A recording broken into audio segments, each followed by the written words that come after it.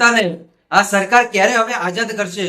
ભાઈ આવા કાળા પાણીની સજા કોઈ નેતાને ભાઈ ન થવી જોઈએ. ભાઈ ચૈતરભાઈ વસાવા ઉપર વારે ઘડીએ શા માટે આવી સજા મને એ ખબર નથી પડતી. આ ધારાસભ્યને કેમ વારે ઘડીએ આવી સજા ફટકારવામાં આવે? કાં તો આ ધારાસભ્ય ચૈતર વસાવાને જેલમાં નાખી દેવામાં આવે, કાં તો એની પત્નીને જેલમાં નાખી દેવામાં આવે, એના છોકરાને હવે તો નાખી દો એટલે પિક્ચર પૂરું થઈ જાય.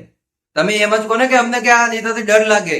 કેમ કે આખા ડેડિયાપાડાની અંદર ચૈતર વસાવાનો જે ખોફ જોવા મળે એ ખોફ મને નથી લાગતું કે કોઈ નેતાનો કોઈ પણ સમાજની અંદર હશે ભાઈ.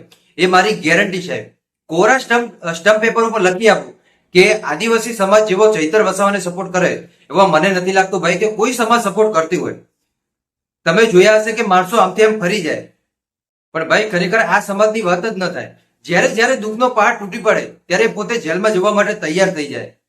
આ આદિવાસી સમાજ, અને હવે એ જ આદિવાસી સમાજ માટે જ્યારે સારું કામ કરી રહ્યા હતા એ નેતા, તો એ નેતાને પણ 7 વર્ષની જેલ સંભળાવી નાખી.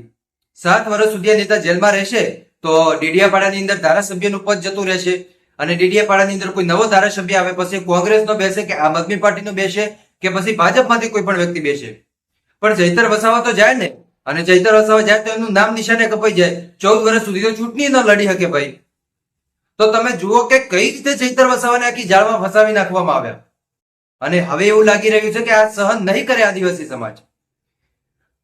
અરે એક ધારાસભ્ય શું ખરેખર 60,000 રૂપિયાની ફોરેસ્ટ અધિકારી જોડે માંગણી કરે એવું તમને દૂર દૂર સુધી દેખાય? અરે સાહેબ, ધારાસભ્યનો પગાર 1 લાખથી વધારે હોય. હવે એ ધારાસભ્ય કોઈ 60,000 ની માંગણી કરે?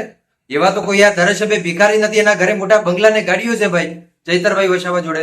તો આ ધારાસભ્ય આવું કરે એવું મને તો દૂર દૂર સુધી નથી લાગતું. પણ હમણાં જે આપણને સમાચાર મળ્યા કે આટલી મોટી સજા ફટકારી નાખી, તો એક દુઃખની વાત કહેવાય કે આ સજા ફટકારી નાખી. બાકી કોર્ટમાં કોઈ પાર્ટીનું નથી ચાલતું, તમને ખબર હશે, ન્યાય બંને બાજુ સરખો થતો હોય, પણ આ એક બહુ મોટી સજા કહી શકાય. હવે આને લઈને તમારું શું કહેવું મને કમેન્ટ કરીને જરૂર બતાવજો.